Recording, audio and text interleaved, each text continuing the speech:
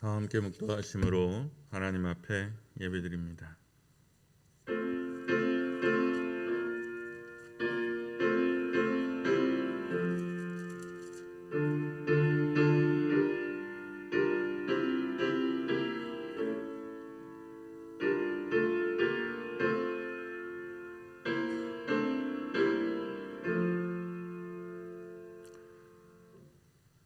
다만 너희는 그의 나라를 구하라. 그리하면 이런 것들을 너희에게 더하시리라. 적은 무리여 무서워 말라. 너희 아버지께서 그 나라를 너희에게 주시기를 기뻐하시느니라. 너희 소유를 팔아 구제하여 낡아지지 아니하는 배낭을 만들라. 곧 하늘에 둔 바 다함이 없는 보물이니 거기는 도둑도 가까이 하는 일이 없고 좀도 먹는 일이 없느니라. 너희 보물 있는 곳에는 너희 마음도 있으리라. 아멘. 사랑이신 하나님, 감사합니다. 하나님의 아름다운 나라를 우리에게 주시기를 기뻐하시고 하나님의 아들을 우리에게 내어주시니 감사합니다. 아버지가 계신 곳에 우리의 마음을 두며 우리의 영혼을 두며 뜻을 두는 사람들이 되도록 함께하여 주시며 이 아침 주 앞에 예배할 때 마음 다하여 예배하도록 우리의 중심을 사로잡아 주시옵소서. 아버지, 홀로 영광 받아 주옵소서. 우리 주님 예수 그리스도의 이름으로 기도합니다. 아멘.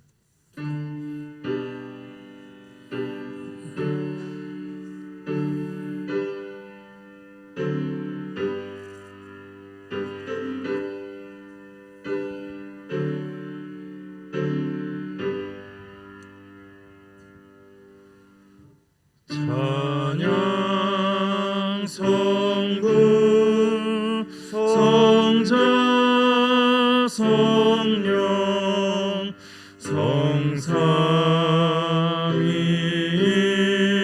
성삼위일체께 영원 무궁하기까지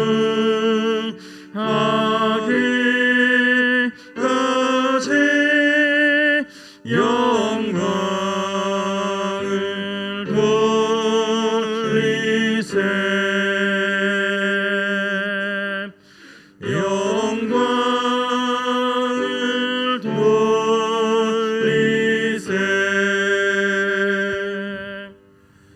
찬양 성부 성자 성령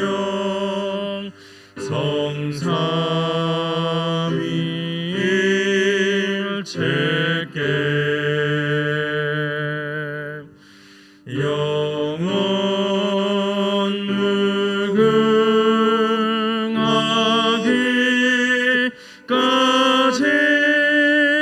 영광을 돌리세.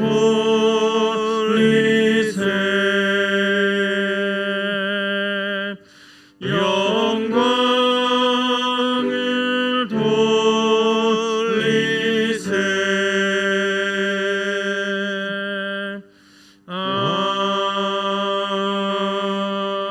아멘. 나는 전능하신 아버지 하나님, 천지의 창조주를 믿습니다. 나는 그의 유일하신 아들 우리 주 예수 그리스도를 믿습니다. 그는 성령으로 잉태되어 동정녀 마리아에게서 나시고 본디오 빌라도에게 고난을 받아 십자가에 못 박혀 죽으시고 장사된 지 사흘 만에 죽은 자 가운데서 다시 살아나셨으며 하늘에 오르시어 전능하신 아버지 하나님 우편에 앉아 계시다가 거기로부터 살아있는 자와 죽은 자를 심판하러 오십니다. 나는 성령을 믿으며 거룩한 공교회와 성도의 교제와 죄를 용서받는 것과 몸의 부활과 영생을 믿습니다. 아멘.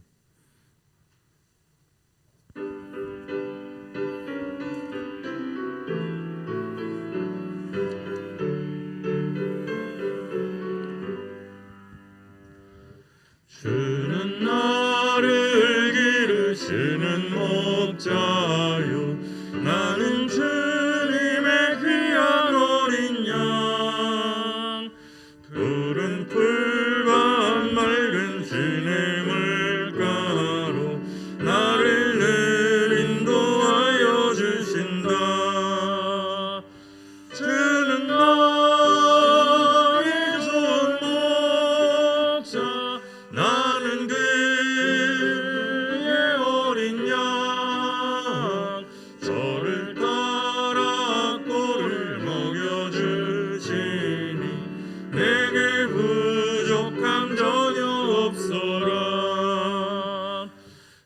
예쁜 새들 노래하는 아침과 노을 비키는 봄과 노래 사랑하는 나의 목자 음성이 나를 언제나 불러주신다. 주는 나의 좋은 목자 나는 그의 어린 양 저를 따라 꼴을 먹여주시니 내게 부족한 전혀 없어라. 못된 짐승 나를 얻지 못하고 멋진 비바람 삼지 못하니 나의 주님 강한 손을 펼치사 나를 주야로 지켜주신다. 주는 나의 좋은 목자 나는 그의 어린 양 저를 따라 꼴을 먹여주시니 내게 부족한 전혀 없어라.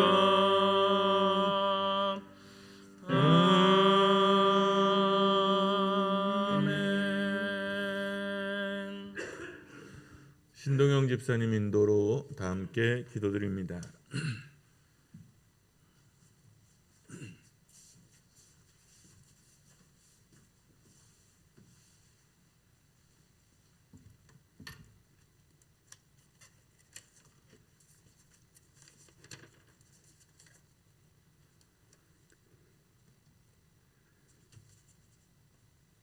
은혜로우신 하나님 아버지, 오늘도 거룩한 주일을 저희들에게 허락하셔서 모든 성도들이 이렇게 아버지 앞에 나와 비대면 예배를 드릴 수 있도록 인도하여 주심에 감사를 드립니다.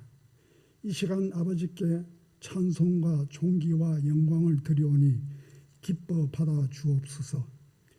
하나님 아버지, 지난 한 주간도 세상 속에 살면서 여러 가지 현실의 문제들로 아버지 앞에 온전치 못한 모습을 이 시간 고백합니다. 아버지의 뜻과는 다르게 저희들의 생각과 저희들의 고집으로 살아왔음을 고백하오니 저희들의 모든 죄와 허물을 용서하여 주시고 주님의 보혈로서 깨끗게 씻어 주옵소서. 하나님 아버지, 8월은 여름의 끝과 가을의 시작을 모두 가지고 있는 달이기도 합니다. 이 무더운 날씨에 하루빨리 여름이 지나가고 결실어 개지는 가을이 오게 하옵소서. 하나님 아버지, 현재 코로나19가 심각한 상황입니다. 백신 공급에 차질이 생기고 이어서 백신 수급에 비상이 걸린 상태에서 이번 4차 코로나 대유행은 무증상 감염자와 숨은 감염자, 델타 변이 감염자 등등이 기승을 부르고 있는 대유행입니다. 그 중에서도 특히 델타 변이는 다른 어떤 변이보다 더 치명적이며 더 빠르게 이 대유행을 주도하고 있습니다. 하루빨리 이 코로나를 극복하게 하옵소서.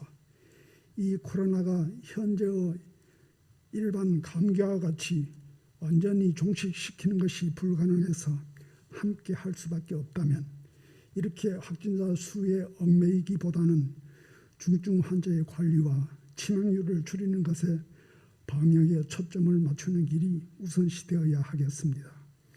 이렇게 장기적인 관리가 운명이라면 아버지께서 현명하게 관리해 주셔서 하루빨리 극복하게 하옵소서. 또한 오늘은 제76주년 8.15 광복절입니다. 우리나라가 일본으로부터 해방되어 나라와 주권을 다시 찾는 날을 기념하는 국기입니다. 이 광복의 기쁨을 다시 한번 느끼게 하옵소서. 우리나라가 일제강점기에서 해방되었듯이 저희들에게도 하루빨리 오늘로 코로나 대유행에서 해방되는 기쁨을 느낄 수 있게 하옵소서. 코로나로부터의 해방을 다시 한번 간절히 기도드리오니 꼭 이루어지게 하옵소서. 이 시간에도 예배를 돕는 손길들이 있습니다. 그 손길들을 기억해 주시오며 아버지의 위로와 감사가 넘치게 하옵소서. 오늘 또 특성으로 영광 돌리는 찬양대를 기억해 주시오며 그들이 정성껏 준비한 찬양을 통해서 홀로 영광 받으시고 이 시간 비대면 예배에 참석한 모든 성도들에게도 큰 은혜와 찬송이 되게 하옵소서. 오늘 주실 말씀을 목사님으로부터 듣기를 원합니다. 이 시간 모든 성도들이 겸손하고 갈급한 심령으로 듣게 하시고 말씀 속에서 아버지의 음성을 듣는 귀한 은혜의 시간이 되게 하옵소서. 저희들을 구원해 주신 예수 그리스도의 이름으로 간절히 기도드립니다. 아멘.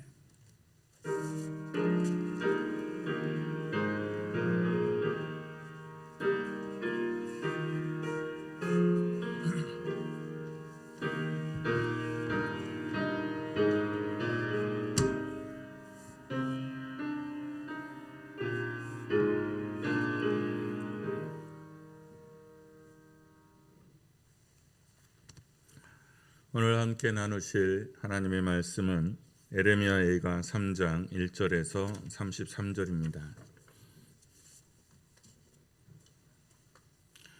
에레미야 예가 3장 1절에서 33절까지 한 절씩 교독하겠습니다. 여호와의 분노의 매로 말미암아 고난당한 자는 나로다. 나를 이끌어 어둠 안에서 걸어가게 하시고 빛 안에서 걸어가지 못하게 하셨으며 종일토록 손을 들어 자주자주 나를 치시는도다. 나의 살과 가죽을 쇠하게 하시며 나의 뼈들을 꺾으셨고 고통과 수고를 쌓아 나를 내우셨으며 나를 어둠 속에 살게 하시기를 죽은 지 오랜 자 같게 하셨도다. 나를 둘러싸서 나가지 못하게 하시고 내 사슬을 무겁게 하셨으며 내가 부르짖어 도움을 구하나 내 기도를 물리치시며 다듬은 돌을 쌓아 내 길들을 막으사 내 길들을 굽게 하셨도다. 그는 내게 대하여 엎드려 기다리는 금과 은밀한 곳에 있는 사자 같으사 나의 길들로 치우치게 하시며 내 몸을 찢으시며 나를 적막하게 하셨도다. 활을 당겨 나를 화살의 관역으로 삼으시며 화살통의 화살들로 내 허리를 맞추셨도다. 나는 내 모든 백성에게 조롱거리 곧 종일토록 그들의 노랫거리가 되었도다. 나를 쓴 것들로 배불리시고 쑥으로 취하게 하셨으며 조약돌로 내 이들을 꺾으시고 재로 나를 덮으셨도다. 주께서 내 심령이 평강에서 멀리 떠나게 하시니 내가 복을 내어버렸으며 스스로 이르기를 나의 힘과 여호와께 대한 내 소망이 끊어졌다 하였도다. 내 고초와 재난 곧 쑥과 담즙을 기억하소서.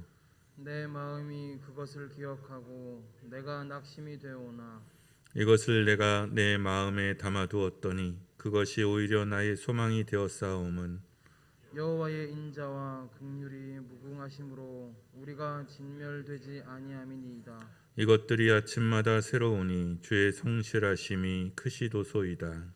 내 심령에 이르기를 여호와는 나의 기업이시니 그러므로 내가 그를 바라리라 하도다. 기다리는 자들에게나 구하는 영혼들에게 여호와는 선하시도다. 사람이 여호와의 구원을 바라고 잠잠히 기다림이 좋도다. 사람은 젊었을 때에 멍에를 매는 것이 좋으니 혼자 앉아서 잠잠할 것은 주께서 그것을 그에게 메우셨음이라. 그대의 입을 땅에 티끌에 댈지어다. 혹시 소망이 있을지로다. 자기를 치는 자에게 뺨을 돌려대어 치욕으로 배불릴지어다. 이는 주께서 영원하도록 버리지 아니하실 것이며 그가 비록 근심하게 하시나 그의 풍부한 인자하심에 따라 긍휼히 여기실 것임이라. 다 함께 주께서 인생으로 고생하게 하시며 근심하게 하심은 본심이 아니시로다. 아멘. 일부 특성팀 특성이 있겠습니다.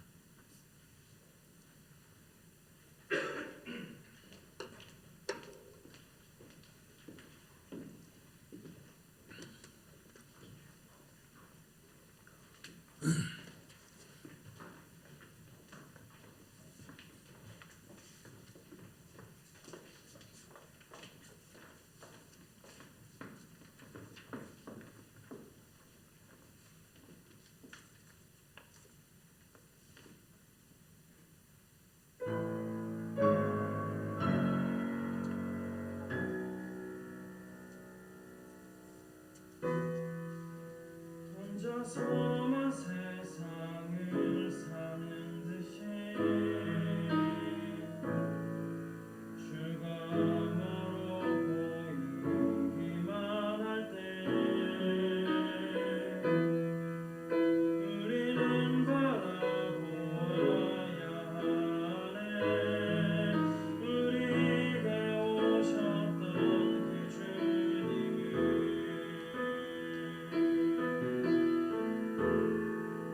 혼자서만 세상을 사는 듯이 주가 멀어 보이기만 할 때 우리는 바라보아야 하네. 우리에게 오셨던 그 주님을 주님이 우리의 아픈 마음을 아시네. 가까이서 우리의 아픔에 공감하시네. 우리 가운데 찾아오셨던 그 주님이 우리의 모든 상황에 공감하시네.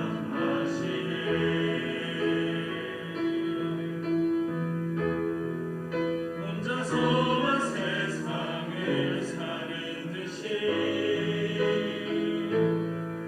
주가 멀어 보이기만 할 때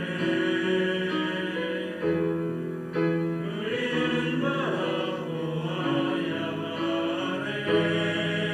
우리에게 오셨던 그 주님을 주님이 우리의 아픈 마음을 아시네. 가까이서 우리의 아픔에 공감하시네. 우리 가운데 찾아오셨던 그 주님이 우리의 모든 상황에 공감하시네.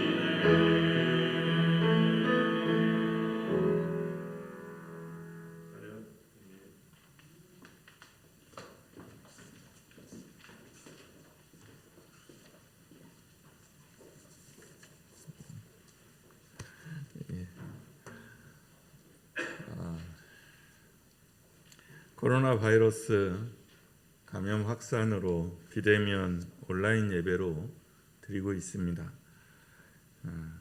우리 가정에서 함께 하시는 여러분, 가정에서 거기서 그대로 무난합니다. 우리 하나님의 은총과 사랑과 평강이 여러분과 함께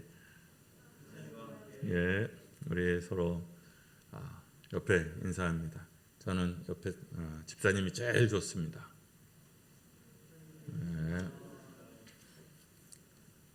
제일은 아니죠.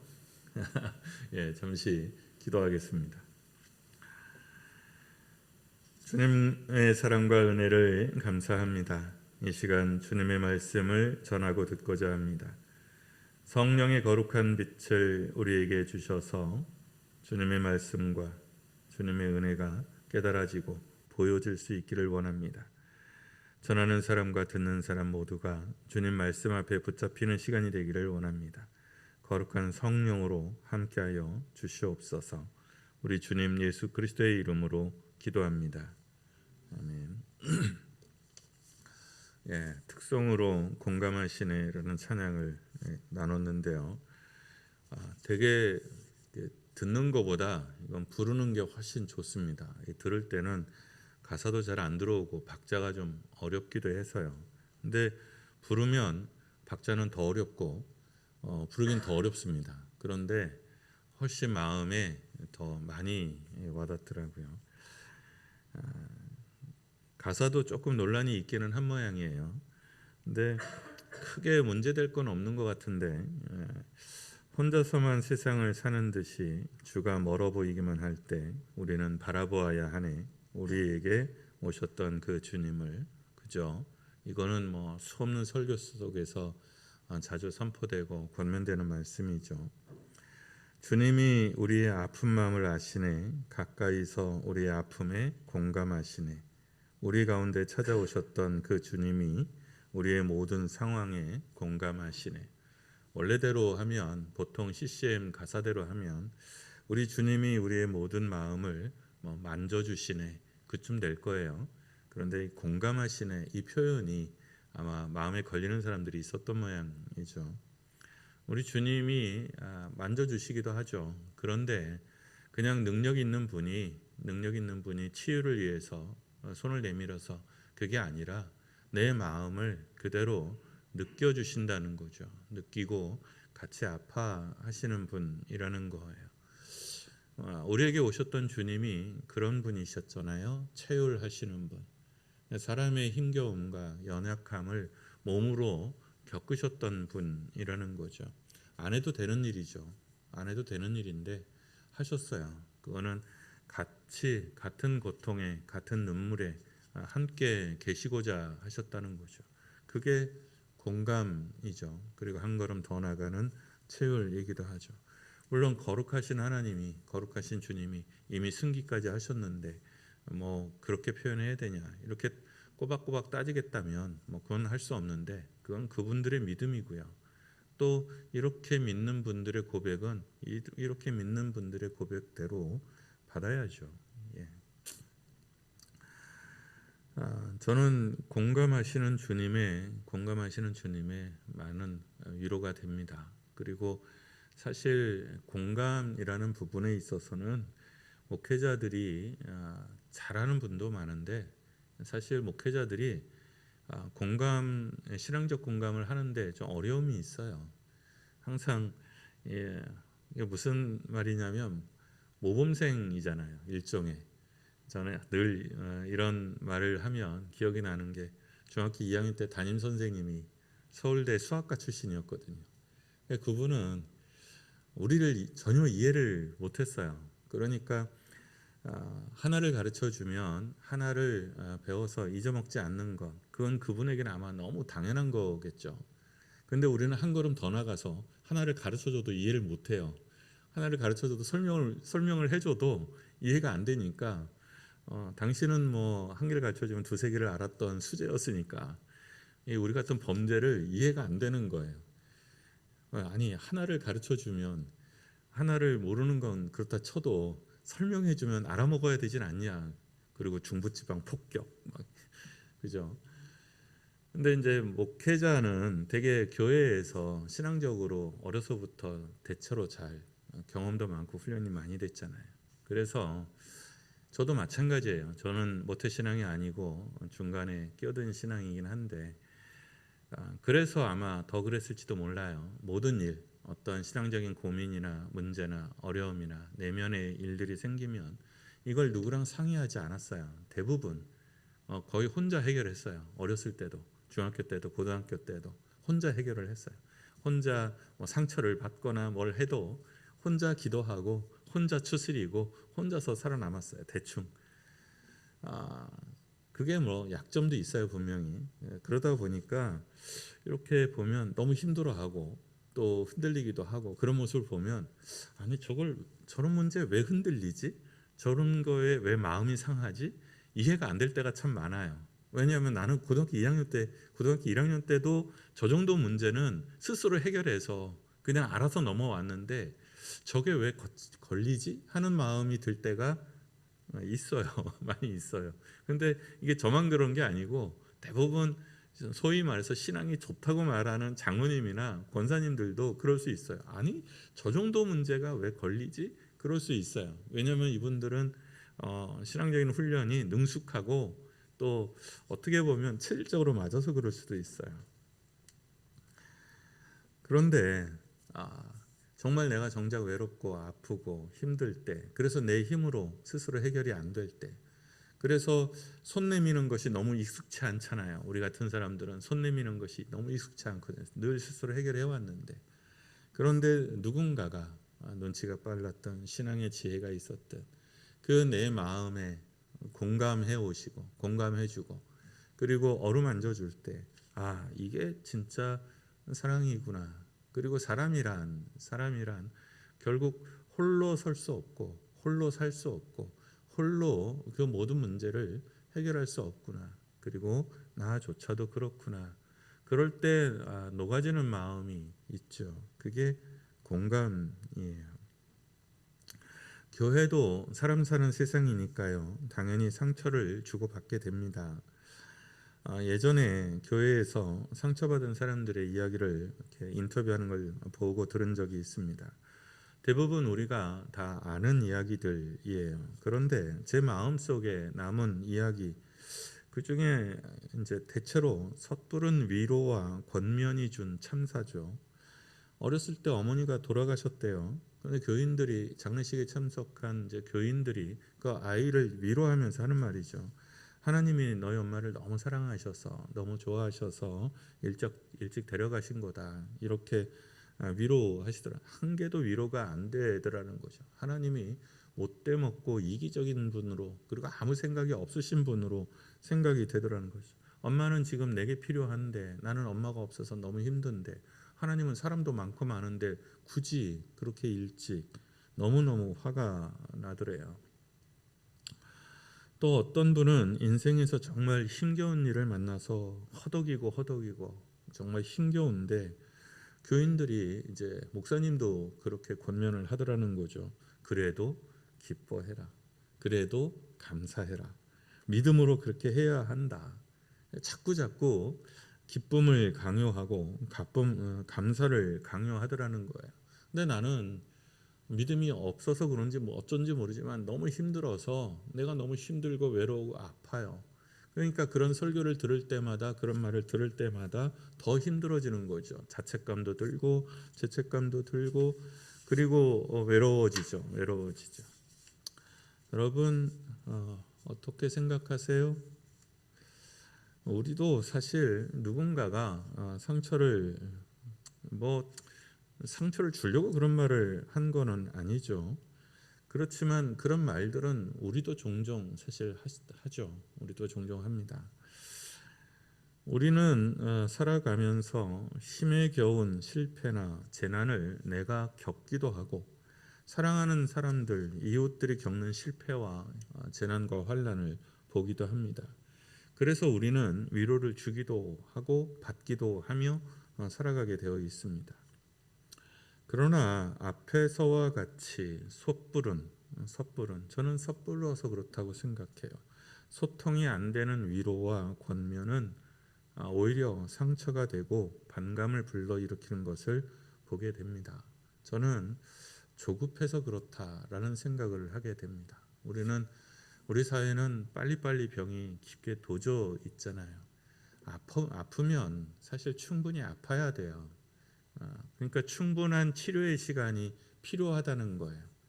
그런데 하다못해 프로 운동선수들도 그거를 마음이 조급해서 치료 기간을 다 지키지 않고 운동장에 나와서 물론 팬들의 환호와 국민들의 기대 이런 것 때문에 그러기는 해서 그거를 우리는 막 투혼이라고 그러고 희생이라고 그러고 그러잖아요. 결국 황금알을 낳는 거위를 잡아먹는 꼴이 되죠. 그리고 그 선수는 너무 일찍 은퇴하게 되는 꼴들을 정말 수도 없이 봤습니다.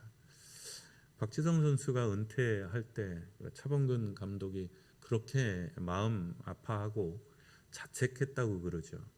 그러니까 그렇게 사용하면 안 되는 선수였다는 거죠. 그 아픈 친구를 그냥 열 몇 시간 그 모든 경기에 다 불러들였잖아요. 결국 33살에 은퇴를 했어요. 너무 일찍 은퇴를 했죠. 그러니까 내면의 아픔이든 육신의 아픔이든 또는 상처든 이런 거는 충분한 시간이, 그것을 극복할 수 있는 충분한 시간이 필요해요. 그런데 우리는 그냥 빠르게 어떻게 하든 빨리빨리 낫고 빨리빨리 낫는 모습으로 복귀하기를 원하는 마음이 당사자에게도 있고 그리고 옆에 있는 사람에게도 있어요. 제일 화가 났던 적은 제가 신학교 때 제 동기가 어머니가 돌아가셨는데 홀어머니였어요. 아무도 없었어요. 친척도 없어요. 그냥 홀어머니예요. 그러니까 이제 진짜 어떻게 보면 천의 고아가 된 거죠. 그 장례를 치르는데 장례를 치를 사람이 없어서 학생이었던 저는 잘 알지도 못했고요. 친구기는 동기기는 했지만 얼굴도 잘 몰랐어요. 근데 올 사람도 없다는 거예요. 상여맬 사람도 없고. 그래서 마지막 장례식에 갔어요. 갔는데 애는 막 펑펑 우는데 계속 우는데 그 목사님이 어머니가 천국에 갔으니까 지금 천국 환송 예배니까 기뻐하라는 거예요. 그 박수 치면서 찬양하라는 거예요. 막 짜증도 올라오고 화도 올라오고. 그래서 저는 지금도 천국 환송 예배라는 말을 안 씁니다. 화가 나더라고요. 정말 화가 나더라고요. 무슨 말인지는 알겠는데 때라는 게 있잖아요. 그리고 사람이 겪는 감정이 있고 그리고 어린 친구잖아요. 그렇지만 우리가 왜 그렇게 권면하고 자꾸 이렇게 조급하게 밀어붙이게 됐느냐? 그러면 우리 사회가 워낙 빠르잖아요. 그러니까 슬픔이나 그 병든 중에 그렇게 주저앉아 있으면 내 책상이 한순간에 날아갈 수도 있고 내 자리가 날아갈 수도 있고 그리고 그야말로 어리버리 어둥바둥 이렇게 하다가는 금방 뒤처질 수 있으니 아픈 거 꾹 참고 상한 거 그냥 뒤로 제껴두고 그리고 앞으로 가야만 살아남을 수 있는 세상에서 우리가 살았기 때문에 이게 몸으로 그렇게 살았기 때문에 아마 그런 것 같아요.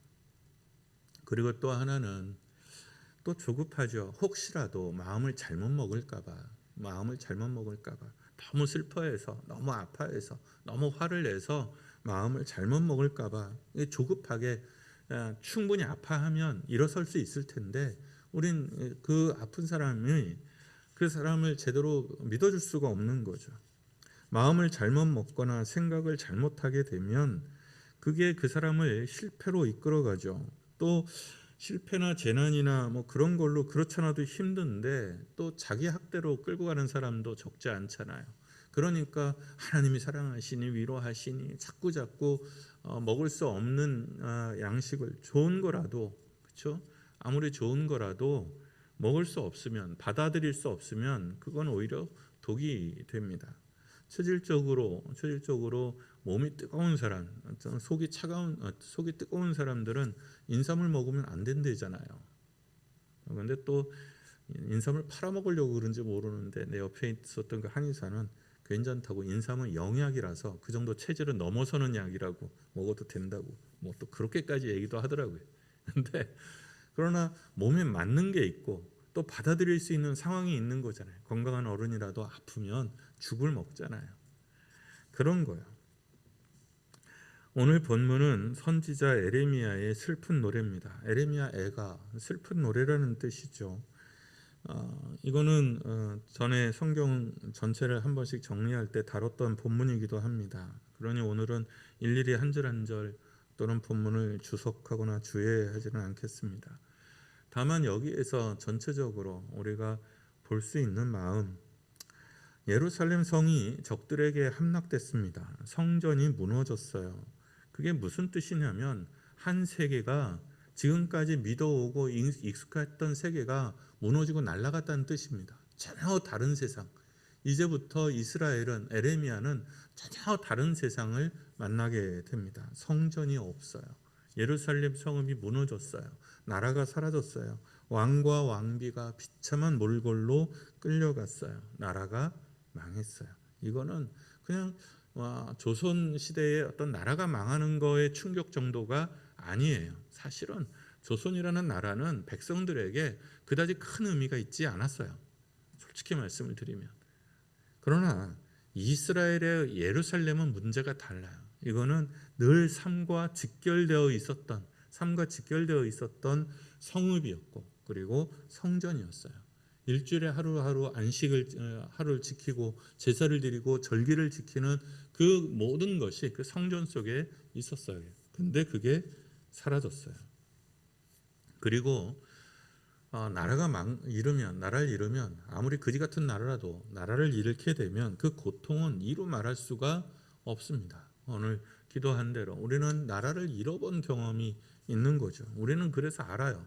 아무리 그지 같은 정부라 하더라도 그지 같은 나라라도 있는 것이 훨씬 낫다는 것을.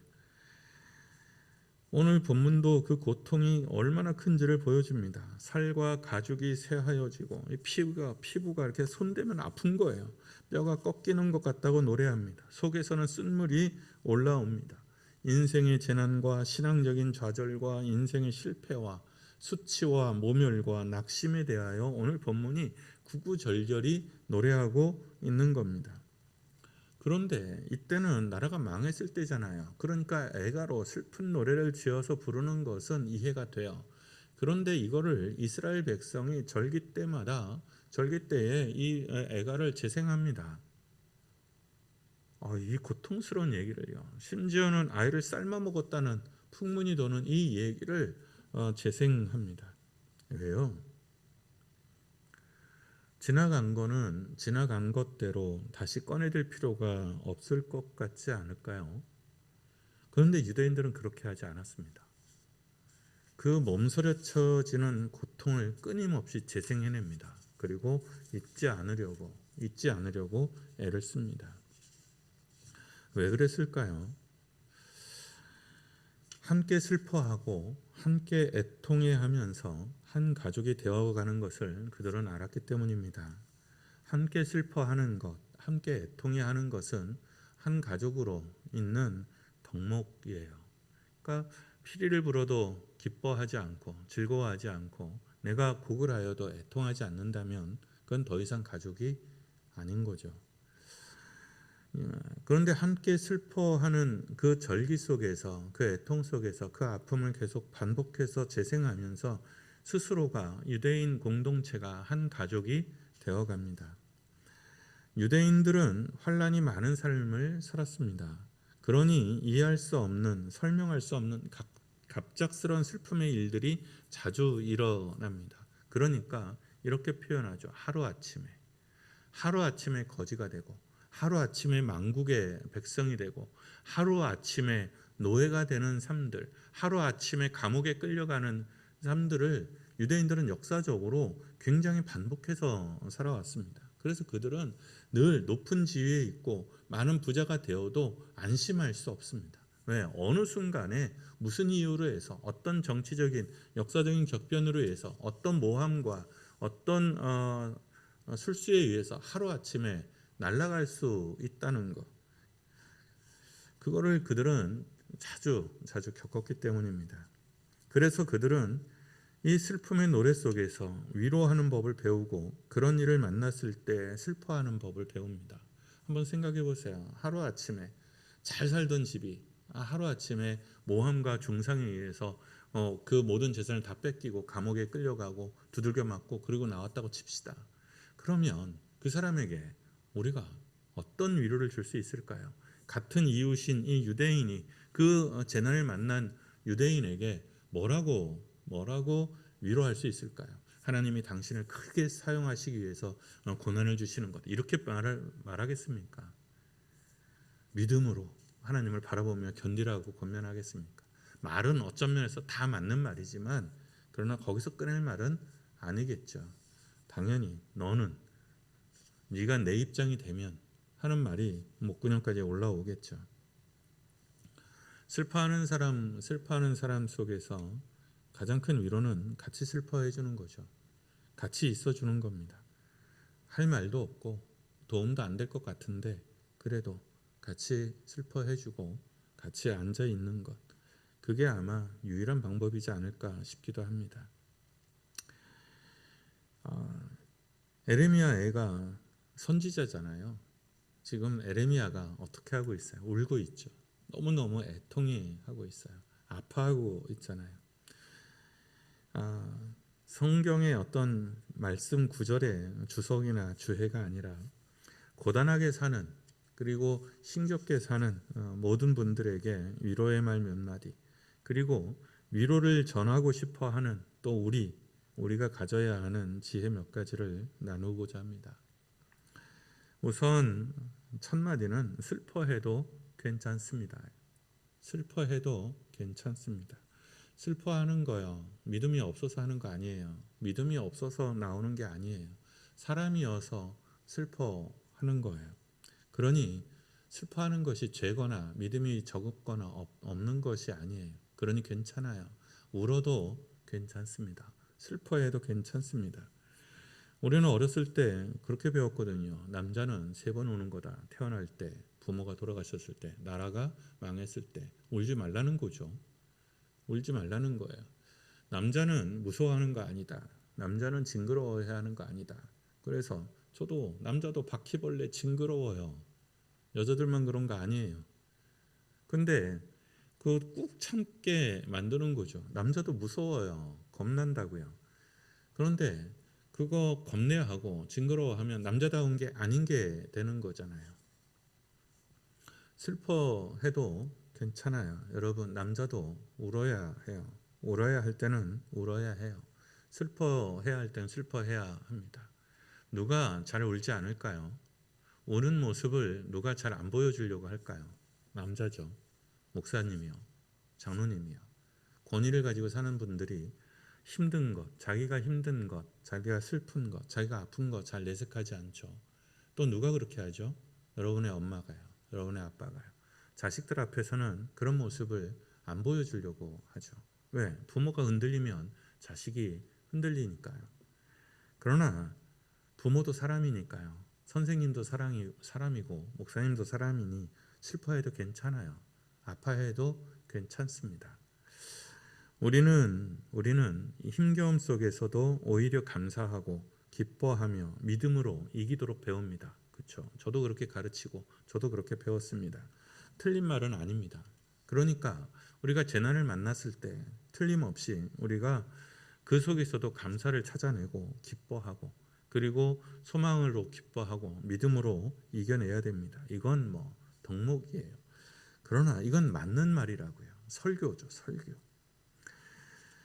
슬픔과 애통해야 하는 눈물을 가진 사람의 마음을 이런 말들이 찢어놓을 때도 분명히 있습니다. 사람에게 눈물이 있다는 것은 울어야 하는 존재고 울어도 되는 존재라는 뜻이 아닐까 합니다. 울어야 할 때는 울고 슬퍼해야 할 때는 슬퍼해야 해요. 그러니 슬퍼해도 괜찮습니다. 저는 자주 장래의 얘기를 예를 듭니다. 장래의 기간은 애도의 기간이에요. 애도의 기간이에요. 그게 무슨 뜻입니까? 슬픔의 시간이라는 거예요. 우는 시간이고 울어도 되는 시간이라는 거죠. 왜 웁니까? 보낸 자를 위해서 울고 나를 위해서 우는 겁니다. 내가 죽었는데 아무도 울어주지 않아. 내 빈자리를 하나도 느껴지지 않아. 그건 아닌 것 같아요. 그 사람의 빈자리를 아파해 주는 것은 그 사람의 명예일 것이고 그 사람에 대한 예의일 겁니다. 그리고 그 빈자리로 인해서 오는 상함을 어루만지고, 그것은 우리 자신을 위해서 슬퍼해야 되는, 달래고 추스려야 하는 시간이 필요하다는 거죠. 슬퍼할 시간이 필요하다는 겁니다. 여러분, 슬퍼할 시간이 필요합니다. 그러니 어떤 어려움이 만나면 충분히 슬퍼해도 괜찮습니다. 충분히 눈물 흘려도 괜찮습니다. 두 번째는 화가 나는 것은 어쩔 수 없다입니다. 슬픔이나 재난이나 힘겨운 그 무엇을 만났을 때 화가 치솟아 오르는 건 이건 어쩔 수가 없어요. 괜찮아요. 화가 납니다. 화가 난다니까요. 화가 나는 건 죄가 아니에요. 화가 나는 것은 죄가 아닙니다. 물론 큰 교리의 틀 하면 왜 화가 나냐? 그러면 하나님으로부터 떨어져 있으니까 화가 나는 거니 원죄에 갇혀 있는 거죠. 그러나 우리가 흔히 회개해야 되는 무슨 길트라는 자범죄 범죄는 화가 나는 걸 어쩌겠어요. 그거 내가 나고 싶어서 나는 게 아니라 내 속에서 올라오는 거잖아요. 내 의지와 상관없는 거잖아요. 그래서 사람은 화가 난다는 것, 그리고 화가 있다는 것, 누구나 자기 안에는 화가 있다는 것을 받아들여야 됩니다. 내가 화가 나 있는 존재라는 것을 받아들여야 됩니다. 그것을 안아주지 않으면 이 화가 어디로 갑니까? 흔히 말해서 화가 나는 게 아니라 화를 내게 돼요. 화를 누구한테 냅니까? 가장 손쉬운 상대한테 내거든요. 가장 손쉬운 상대. 그래서 보통 남편들이 아내에게, 또는 부모들이 자식에게, 자식은 부모에게, 그리고 부자들은 가난한 사람들에게, 힘 있는 놈들은 약자에게. 그렇죠? 술 취하면, 그래서 술김에 하는 그 짓들이 뭐예요? 자기가 약해 보이는 상대에게 화를 내는 겁니다. 그래도 된다, 그래도 나한테 해코지가 안 된다는 사람들에게 그 화를 풉니다. 그게 범죄예요. 그게 죄입니다. 화가 내 안에서 올라오는 것까지는 어쩔 수 없어요. 그것까지는 어쩔 수 없지만, 그런데 화를 내는 것이 되게 안 좋은 것은 사람들이 앞뒤 가리고 화를 내는 게 아니에요. 본능적으로 자기 강자 앞에서는 화를 내지 않습니다. 희한하게도. 그래서 좀 비겁해요. 화를 내는 것은 그래서 조심해야 합니다. 화가 나는데 내기는 해야죠. 그래서요, 예전에 조선시대 여인들은 화를 어디서 풀었습니까? 빨래터에서요. 빨래터에서 조롱박을 깼다 그러죠. 조롱박을 이렇게 깨면서 이게 시아버지 얼굴이다, 이게 시어머니 얼굴이다, 이게 서방 얼굴이다, 그러면서 조롱박 막 2-3개씩은 깨고 오는 거죠.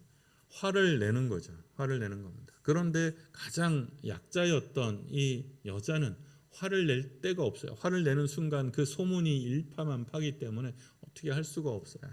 그러니까 조롱박에다가 바위에다가 푸는 거죠. 지혜라고 할 수 있죠. 그렇게 해서 풀리겠느냐 하면 잘 안 풀릴 겁니다. 그래서 우리는 뭐가 쌓여요? 한이 쌓여요. 그래서 한이 쌓입니다. 이거를 잘 푸는 것은 넉넉함으로 오는 부어주심에서 풀립니다. 그래서 하나님의 은혜가 필요하고 하나님의 사랑이 필요합니다. 화가 나는데 내기는 해야죠. 그런데 사람에게 퍼붓지 않도록 조심하셔야 합니다. 다만 이거는 그래서 평소에 외우고 있어야 돼요. 화가 난다. 화가 나는 나를 받아들인다. 그러나 화를 사람에게 내지는 않는다. 화를 사람에게 낼 때는 딱 한 번이에요. 딱 한 번 낼 수 있어요. 언제? 사표 쓰고 부장한테 사표를 집어 던질 때. 그때는 그렇게 내도 돼요. 물론 뒷감당은 알아서 하셔야죠. 근데 그 뒷감당도 또 부인님이 하게 되면 그거 참 힘들어요. 예. 다만 화가 올라오는 것은 어쩔 수 없어요. 그게 죄가 아니라는 거죠. 그러니 그 자신을 끌어안아야 돼요. 자, 우리 안정문 집사님 앉아 있는데 안정문 집사님 화가 막 치솟아 올라. 그러면 어떻게 해요? 내가 가장 좋은 건 유체 이탈이에요. 내가 나를 정모야, 네가 화 많이 났구나. 내가 너를 안아줄게.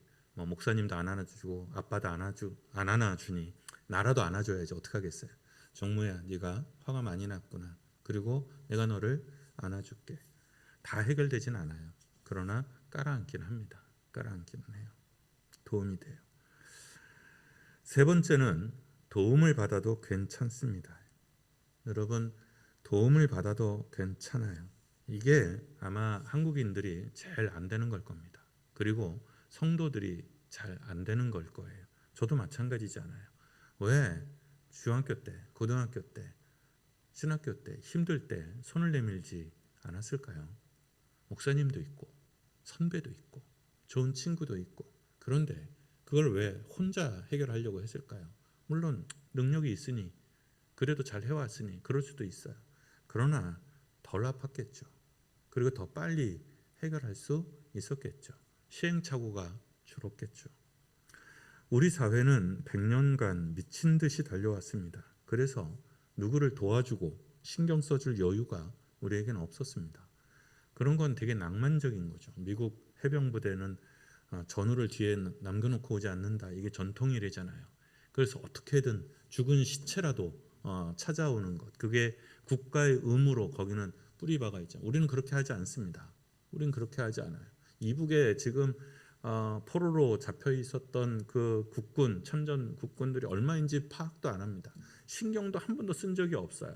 문서적으로 북한이 우리 한 명도 없다. 그 말을 그냥 받아. 모든 말은 다 거짓말이라고 뻥쳐놓고는 그거를 그렇게 해놓고는 북한이 우리에게는 포로가 없다는 그 말은 왜 그렇게 잘 믿었을까요? 그러니까 우리는 나라를 위해서 나가서 전쟁하다가 쓰러져도 아무도 나를 돌봐주지 않아요. 그리고 그럴 틈도 없었어요. 그런 여유도 없었어요.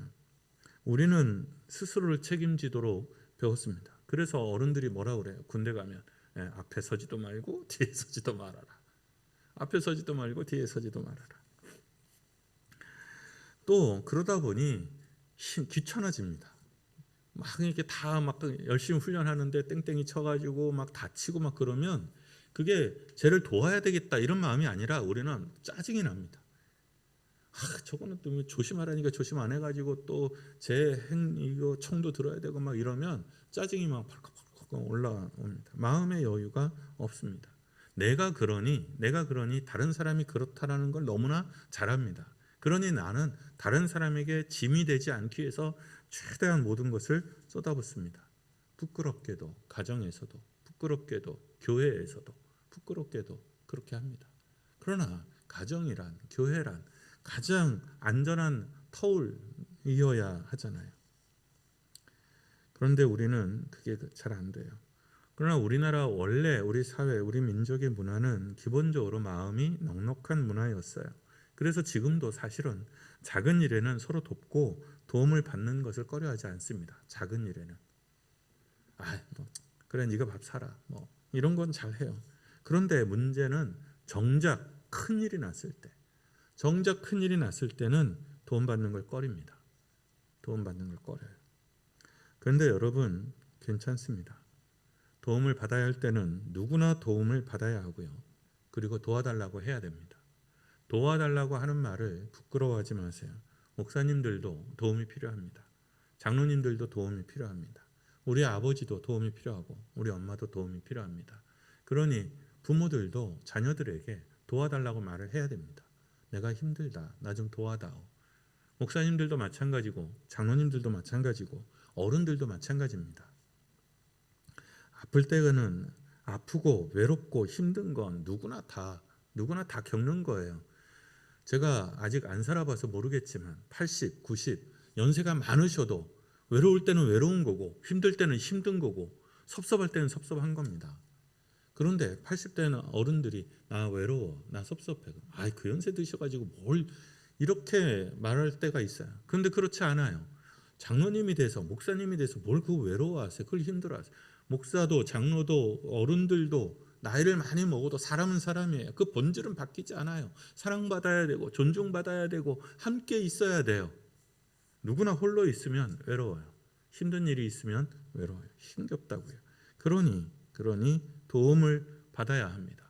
그러니 나 좀 도와달라라는 말을 부끄러워하지 마세요. 그리고 도움을 받아야 할 때는 내가 아플 때는 도와야 됩니다. 사랑을 받아야 돼요. 지금이야 병원에 못 가니까요. 병원에 가서 제가 보통 문병을 가잖아요. 가면 누워 있는 집사님들이 이제 목사님 오셨으니까 누워 있을 수 없으니까 자꾸 버득껴서 일어나려고 그래요. 괜찮다고요. 일어나지 않아도 된다고요. 저는 액면 그대로 저는 한번 말하면 그냥 그걸로 생각을 하셔야 돼요. 제가 한번 말하면 그냥 그대로 순종을 하세요. 제가 배불러요 그러면 전 진짜 배가 부른 거예요. 체면 따위 가리는 사람이 아니에요. 저는 그런 부분에 있어서. 그런데 괜찮아요. 누워 있어요. 그래도 어떻게 그러면 내가 더 힘들어져요. 그냥 아플 땐 누워 계세요. 일어날 필요 없어요. 도움을 청하는 것을 창피할 필요 없어요. 누구나 도움 없이는 살 수 없어요. 도움 없이 홀로 살 수 없어요. 그러니 힘들면 도와달라고 해야 하고 외로우면 외롭다고 말해야 돼요. 체면 깎이는 일이 아니에요. 체면 깎이는 일이 아니에요. 우린 모두 사랑받아야 하고 보호받아야 하고 존중받아야 합니다. 그래야 행복해집니다. 이거는 누구나 다 마찬가지예요.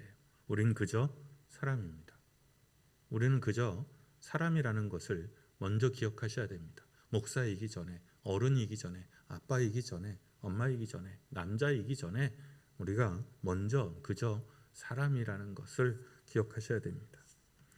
그 다음에 여러분들이 혹 슬픔을 만나거나 막막한 일을 만나게 되면 이제 조급하게 스스로를 도닥이려고 하지 말으라는 거예요. 보통 믿음의 사람들이 이렇게 말합니다. 좀 믿음이 있는 분들이 어려운 일들을 만나면 하나님이 이렇게 하셨는지, 왜 이렇게 하셨는지는 모르지만 하나님이 하셨으니 하나님이 책임지실 겁니다. 이렇게 고백을 합니다. 그게 아마 전통적으로 배운 믿음의 고백인 것 같아요. 그런데 여러분, 아니에요. 여러분, 그거 아니에요. 하나님이 하신 일이 아니에요. 하나님은 그런 일을 하시지 않아요. 하나님은 우리에게 재난을 주지 않아요. 하나님은 우리에게 환난을 주지 않습니다. 재난과 환난은 하나님의 영역이 아니에요. 심판하실 때 재난도 있고 환난도 있어요. 여러분은 심판의 사람들이 아니에요. 그러니 하나님이 여러분에게 심판의 재난과 환난을 줄 일이 없어요. 물론 특별한 사람은 어떤 특별한 고난을 통해서 훈련하고 연단하기도 해요. 벌을 주기도 해요.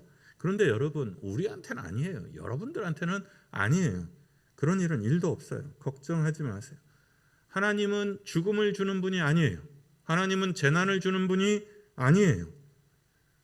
잘 살펴보면 대부분 자초했거나 우연이거나 다른 사람들로부터 온 거예요. 하나님이 하신 일이 아니에요. 하나님은 당신께 데려가기 위해서 사람을 죽이지 않아요. 아니, 하나님이 당신이 사랑하는 사람을 당신 곁에 두겠다고 사람을 죽이지 않아요. 그런 뜻이 아니에요. 하나님이 데려가셨다라는 말은 그런 뜻이 아니라 그 사람이 죽었기 때문에 하나님이 데려가셨다는 뜻이에요. 하나님이 안 데려가면 그는 어디에 있어요? 스올에 있어요. 무덤에 있어요. 지옥에 있게 돼요. 하나님이 죽었기 때문에 하나님이 데려가시는 거지, 하나님이 데려가려고 사람을 죽이지는 않아요. 하나님이 데려가시려면 에녹처럼 죽음을 보지 않고 그렇게 떠나게 하시지, 그런 일은 없어요. 하나님은, 여러분 기억하세요, 우리의 목자십니다. 우리의 인도자세요. 우리의 보호자십니다. 새 길을 주기 위해서, 새로운 길을 주기 위해서 망하게 하지 않습니다. 망했기 때문에 새 길을 주시는 거예요. 망했기 때문에 새 길을 주시지 더 큰 걸 주기 위해서 이걸 망하게 하지 않아요. 네, 말도 안 되는 소리입니다. 우리한테 그렇지 않아요. 그러니 걱정하지 마세요. 그러면 왜 우리가 그런 말을 하냐? 이 고난과 힘겨움, 마음의 힘겨움을 빨리 벗어나고 싶은 거죠. 어떻게든 빨리 믿음으로 추스리려고 하는 거죠. 그거 좋은 시도예요. 그러나 조금 더 넉넉해도, 조금 더 천천히 치료해도 괜찮아요. 다시 설교로 돌아옵니다. 힘겨움에 직면한 사람들에게 교회가, 목사가, 장로님이, 권사님이 믿음을 권면하는 것은 슬픔이든 눈물이든 실망이든 분노든 어쩔 수 없는 감정이기는 하지만 그래서 괜찮아요. 그런데 거기에 침몰하게 되면 장래의 기간이 있잖아요. 장래의 기간이라는 건 뭐냐면 그 슬픔을 충분히 누리고 그 시간이 지나면 일상으로 돌아와야 한다는 뜻이에요. 그러나 어떤 사람에게는 3일이 필요하고 어떤 사람에게는 5일이 필요하고 어떤 사람은 석 달이 필요하죠. 그것을 일률적으로 정할 수는 없어요. 그러나 애도의 기간, 장래의 기간이 있다는 것은 그 슬픔에 어떻게 해요? 침몰을 하면 안 된다는 거예요. 산자는 또한 살아야 한다는 거죠. 충분히 슬퍼하는 시간을 갖되, 그러나 그 슬픔에, 그 분노에, 그 좌절에 거기에 침몰하면 안 된다는 거죠. 왜? 그러면 극복하는 것이 더욱 어려워지기 때문에 그렇다는 거예요. 그러니 때로 지혜롭지 못하고 때에 맞지 않는 말이었다 할지라도 대부분의 권면은 선한 의도에서 나온 것이라는 것을 여러분 쿨하게, 선하게 받아들이십시오. 내가 너무 힘든데 누군가가 섣부른 위로와 권면을 해서 짜증이 확 올라오고 상처가 돼. 그러지 말라는 거죠. 비록 우리 문화 전체가 조급하고 또 지혜롭지 못하고 우리가 위로하는 걸 제대로 배운 적이 없어서 섣불러서 그렇게는 하지만 적어도 그렇게 다가오는 것은 선한 의도를 가지고 있었다는 것. 그래서 그냥 그대로 흘려보내실 수 있기를 바랍니다. 우리는 너나 나나 저나 여러분이나 다 위로와 사랑의 말을 많이 배우지 못했습니다. 그래서 제대로 위로하는데 너무 힘듭니다. 어렵습니다. 그리고 우리는 또 조급합니다. 사람의 마음을 헤아리는데 미숙합니다. 그러니 서로가 서로에게 조금 더 넉넉해질 수 있기를, 나도 못 배웠으니 저 사람도 그런 거다, 서로 그렇게 이해할 수 있기를 바랍니다. 괜찮아요 여러분, 괜찮아요 여러분. 사랑하고 사랑받읍시다. 칭찬하고 칭찬받읍시다. 서로 돕고 도움을 받읍시다. 우리는 은혜 받은 사람들이며 우리는 사랑받은 사람들이며 우리는 지금도 사랑받고 있고 우리는 지금도 은혜를 받고 있으니 그 넉넉함으로 이 생을, 사람을 대할 수 있기를, 그리고 넉넉한 우리가 되기를 축원합니다. 기도합니다.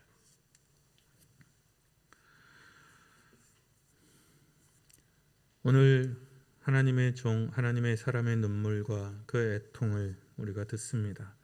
그 애통 가운데 그 후대의 백성들이 참여하는 것은 슬픔 속에 걸어갈 줄도 알아야 하고 함께 슬퍼할 줄도 알아야 하고 그리고 그것을 이겨낼 줄도 알아야 하기 때문일 것입니다. 주님, 슬픔 안으로 걸어 들어갈 줄 아는 사람들 되게 하시고 슬퍼할 줄 아는 사람 되게 하시고 또한 위로할 줄 아는 사람 되게 하시고 하나님 안에서 쉴 수 있는 사람 되게 하시고 하나님의 넉넉한 인도에 우리를 맡겨둘 줄 아는 사람들 되도록 함께하여 주시옵소서. 주님, 주님을 향하여 손을 듭니다. 우리의 손을 받으시며 우리의 영혼을 받으시며 우리의 기도를 받아주옵소서.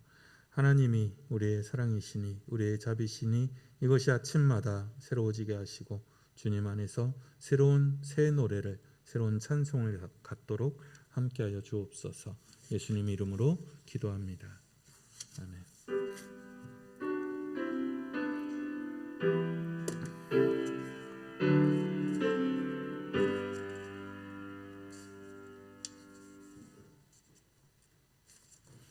예. 4단계 연장에 따라서 다음 주까지 더 한번 비대면 예배로 가겠습니다. 이렇게 여러분하고 상의도 하고 의견도 물었는데 좀 의견들이 갈리기는 하더라고요. 30명씩이라도 예배를 드립시다 하는 분들도 있고 또 이게 지금 너무 세게 확산이 되니 좀 더 기다려보자 사람들도 있고 뭐 그렇습니다. 그래서 한번 일단 기다려보기로 했습니다. 주중에 김홍석 집사님, 조광순 집사님, 김영일 집사님, 이주강 집사님, 김선희 집사님, 송재실 권사님 생일이 있습니다. 축하합니다. 요새 결혼기념일이 안 나와요. 이때는 이 더워서 결혼을 안 했나? 예, 성경일독 하셨습니다. 우리 박경복 장로님, 최성학 장로님 성경일독 하셨습니다. 예, 수고하셨고 축하합니다. 예, 온라인 예배를 드려도 헌금도 온라인으로 해주시면 교회 재정 운영에 도움이 됩니다. 예, 조금 신경 써주시기를 부탁드립니다. 우리 이 자리에 없지만 함께하는 것으로 믿고 옆에 있는 분들 보는 것처럼 우리 축하하겠습니다.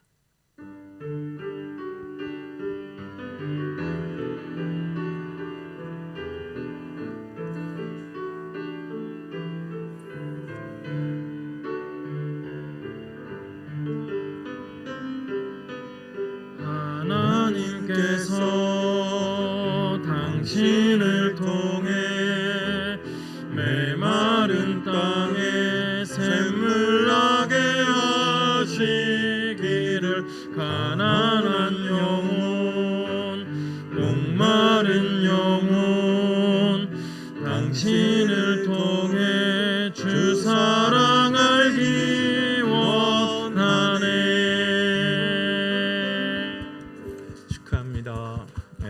행복한 기념일 되시기를 바랍니다. 예, 우리의 희년을 향한 우리의 행진 찬양하고 봉헌과 기도로 예배 마칩니다.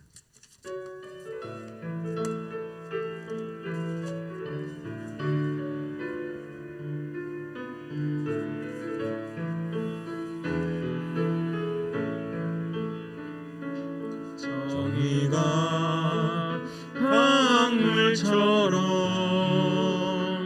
평화가 들불처럼 사랑이 햇빛처럼 하나님 주신 생명 보듬어 인연을 향해 함께 가는 길 주의 약속 굳게 믿으며 7번씩 7번 넘어져도 약속을 굳게 믿으며 눈물로 씨를 뿌리며 지나온 순환의 세월 보아라 우리 눈앞에 새하늘이 활짝 열린다. 인연을 향해 함께 가는 길 주의 약속 굳게 믿으며 7번씩 7번 넘어져도 약속을 굳게 믿으며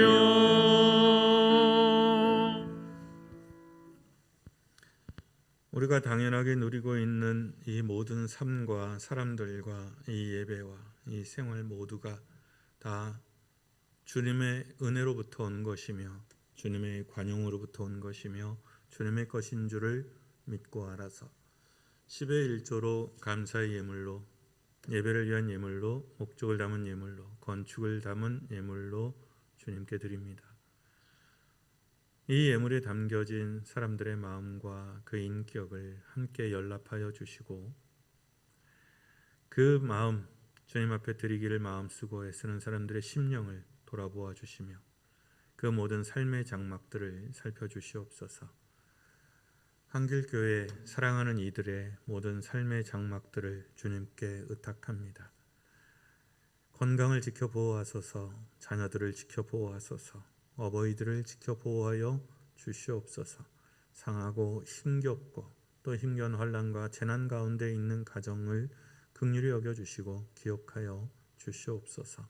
서로 돌아와 보아 돌보게 하시고 서로 함께하는 것 가운데 하나님의 놀라운 은총과 또한 부어주심을 보게 하여 주시옵소서.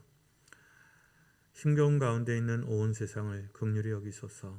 아버지, 연약한 교회와 연약한 이웃들이 먼저 고통을 받사오니 긍휼을 베풀어 주시옵소서. 한길교회 하나님을 찬양합니다. 복에 복을 더하사 부흥케 하시고 복되게 하시고 아름답게 하여 주시옵소서. 이제는 우리 주님 예수 그리스도의 귀하신 은혜와 하나님 우리 아버지 지극하신 사랑과 성령님의 교통하심과 충만하게 하심과 그 동행하심이 이제 주님 안에서 참된 위로의 사람, 권면의 사람이 되며 애통할 줄 알며 슬퍼할 줄 아는 사람들로 다시 서기로 다짐하는 사랑하는 교우들 권속들 그 머리 위에와 자녀들과 어버이 위에와 신앙과 생업의 터 위에 아픈 이들 위에 힘겨운 이들 위에 항상 함께 하시옵기를 간절히 축원하옵나이다.